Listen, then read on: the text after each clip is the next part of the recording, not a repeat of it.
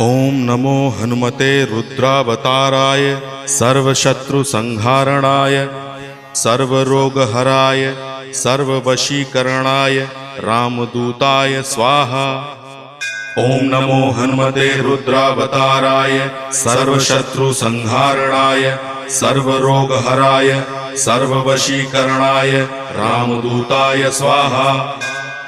ओम नमो हनुमते रुद्रावताराय सर्वशत्रुसंहारणाय सर्वरोगहराय सर्ववशीकरणाय रामदूताय स्वाहा।